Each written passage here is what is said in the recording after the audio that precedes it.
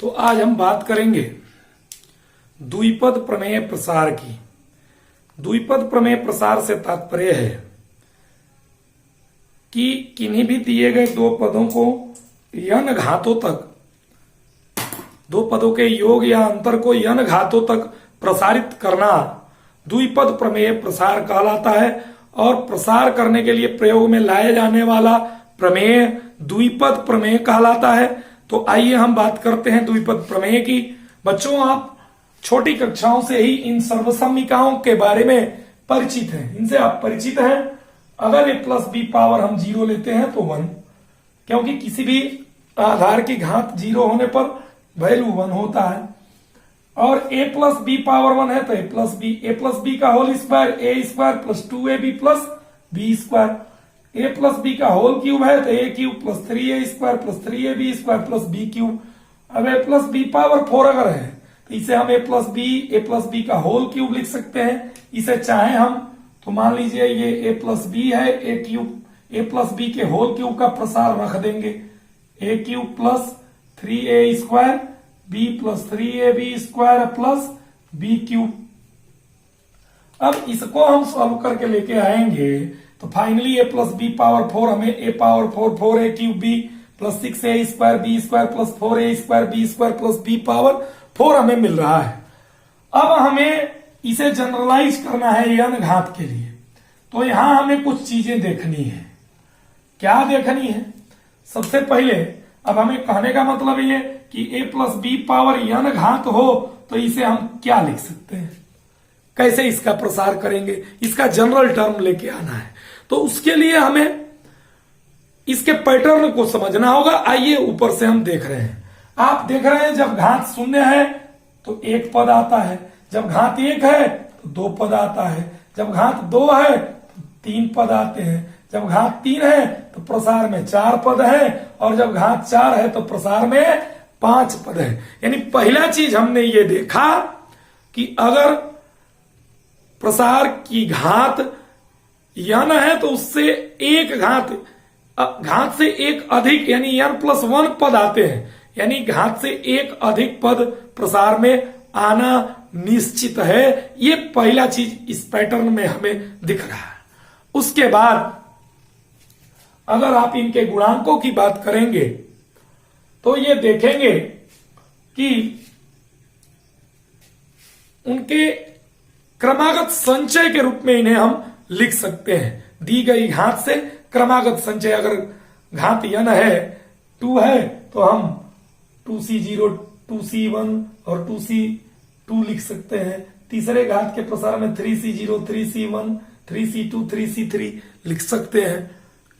आइए देखते हैं कैसे। हम बात कर रहे हैं कि यदि a प्लस बी पावर 1 है तो इसे हम a प्लस बी लिख रहे हैं। इसे चाहें तो हम 1c0 a plus 1c1 b लिख सकते हैं। आप एनसीआर से परिचित हैं, पिछले चैप्टर में अगर 11वीं कक्षा के सिलेबस में पढ़ रहे हैं द्विपद प्रमेय तो निश्चित रूप से इसके बारे में आप जानते हैं, क्रमचय और संचय के बारे में। और NCR is equal two factorial n upon r factorial n minus r होता है, इससे आप परिचित हैं। और इनके दिए गए गुणांकों को हम संचय के रूप में लिखेंगे। जब a प्लस बी पावर 2 है तो इसे हम लिख रहे हैं a square plus 2ab plus B square, और इसे हम जब गुणांकों को संचय के रूप में लिखेंगे तो लिख सकते हैं 2c0 a square plus 2c1 ab और प्लस 2c2 b पावर 2, और a प्लस बी का जब होल क्यूब है तो इसे हम लिख सकते हैं a cube plus 3a square b plus 3ab square plus b cube है, इसे हम इस तरह से लिख सकते हैं 3c0 a cube 3c1 a square b plus 3c2 ab square plus 3c3 b cube. इसी प्रकार हम a प्लस बी पावर 4 के प्रसार को लिख सकते हैं 4c0, या यहां से लिखते हैं, ये प्रसार आपका है, ऊपर देख भी रहे हैं, a power 4 plus 4a cube b plus 6a square b square plus 4a square b square और प्लस b पावर 4। तो इसको हम लिख सकते हैं 4c0 a power 4, 4c1 a cube b plus 4c2 a square b square plus 4c3 a b cube plus 4c4 a b power 4। यहां तक तो प्रसार हमने लिखा था, केवल गुणांकों को हम बदल रहे हैं। अब यहां आप एक पैटर्न और देखेंगे कि प्रत्येक पद में चर पद के घातों का योगफल वो प्रसार के घात के योग के घात के बराबर होता है। प्रत्येक पद में घातों का योगफल, चर पद के घातों का योगफल आए दोनों पदों द्विपद प्रसार के घात के बराबर होता है।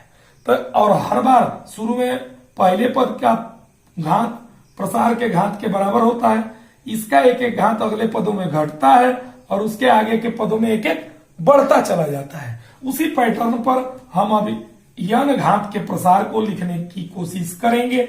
और देखिए a प्लस बी पावर अगर यन है तो हम इसे यन c0 और a power N c1 a power n-1 N c2 a power n-2 अब प्लस इसी तरह से ये प्रसार होता जाएगा। जो अंतिम पद होगा उसे यन सी एन के रूप में गुणांक लिख सकते हैं और अंतिम जो दूसरा पद होगा उस पर टोटल घात आ जाएगी और यही द्विपद प्रमेय कहलाता है। यानी दो पदों के योग या अंतर को यन घातों तक हम प्रसारित करने के लिए इस प्रमेय का इस्तेमाल करते हैं और यही अभिष्ट द्विपद प्रमेय है। यही अभिष्ट द्विपद प्रमेय है। धन्यवाद।